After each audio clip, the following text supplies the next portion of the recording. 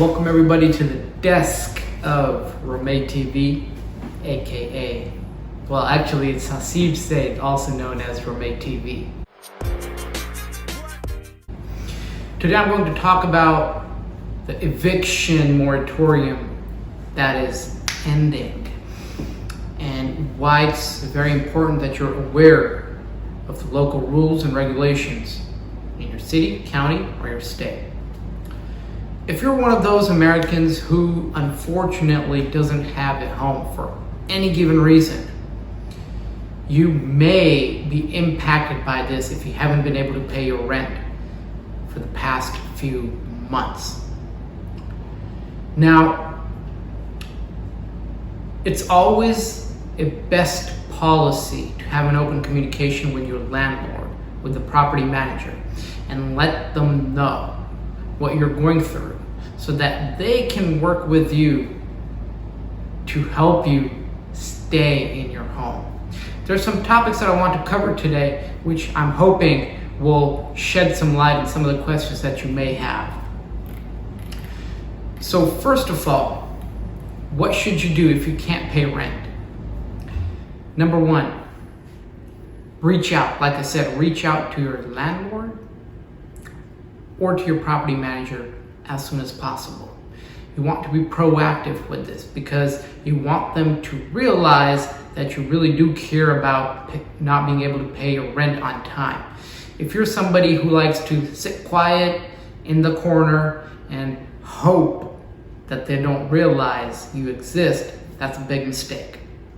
Because then the landlord or the property manager gets an idea that you're just looking to get by and not get caught, and you're not serious about this. So please speak with your property manager or landlord. Secondly, I would try and contact the local, your local city department, which manages the housing.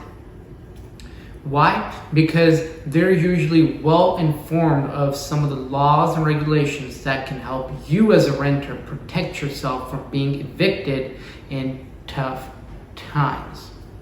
Third, if you can, try to find a free lawyer. And what do I mean by free? There are some lawyers out there who are happy to provide initial consultations free of cost. You want to arm yourself with information that, God forbid, you do end up going to court, whether it's via a Zoom meeting or in person, what you might go through and what options you might have available. At this point in time, all you can do is arm yourself with information so that you can protect your interests, you can protect the interests of your family. Because, like we all know, money's probably not on your side, and hence that's why you're in this position. Number two, can you be evicted? Yes and no. Why do I give this 50-50 answer? Once the federal moratorium is up and out, it's up to the states and the counties or the cities to implement whether they want to further continue some form of moratorium or whether they're open to start evicting tenants. For example, in California, where I live, Governor Newsom issued an order directing the counties to implement their own processes and procedures to protect the tenants. Now you see, it's very loosey-goosey. He's given a directive and he's left it up to the various counties and cities to do as they feel that is best for their people, which means that you're really not covered. You're really out there in the gray area where you don't know what the heck's going to happen to you and your family. So, like I said, yes and no. Now, why or when can you be evicted?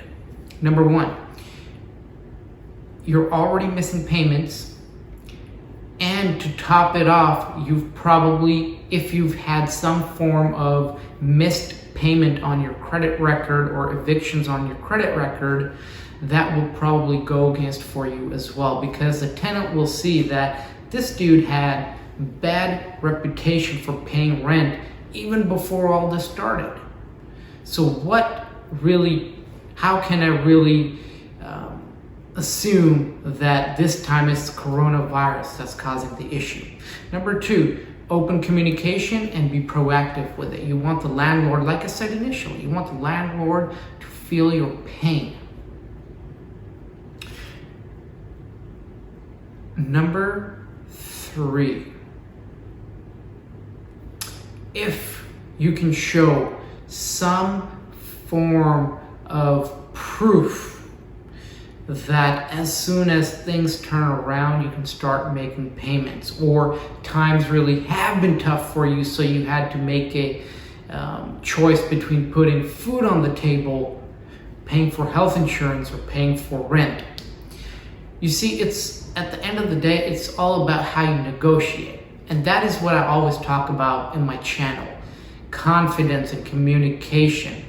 You have to be a negotiator. It doesn't matter if you're negotiating for a car, or for your current place where you live, or for a property you're gonna buy. You have to be able to negotiate.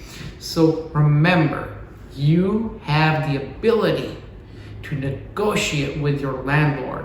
That if times are tough and if your landlord is looking to evict you, try to come up with something, some form of promissory note. Maybe you might agree that, hey, you can charge me a little bit of interest. Now, mind you, I'm just giving you ideas. I'm not a lawyer. I'm not a city professional. So please don't take whatever I tell you to heart. This is just to inform you. Now, why you may not be evicted. You maybe have a prior excellent rental history. Your landlord really does care about you, and your landlord himself isn't cash strapped.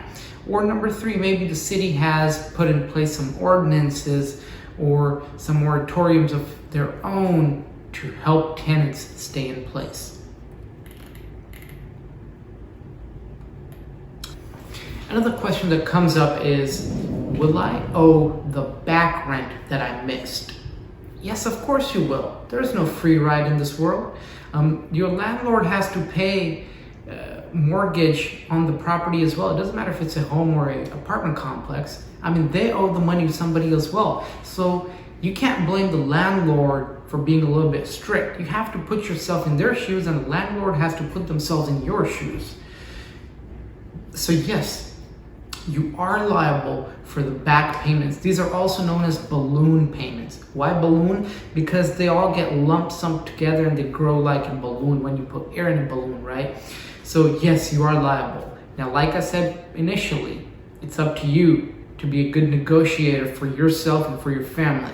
Hey, maybe you can do some form of monthly plan for all those balloon payments if you can't come up with something right away. And obviously, a lot of folks who are stuck in this position, they don't have that much money lying around that they can just chuck that balloon payment once and for all. We're done.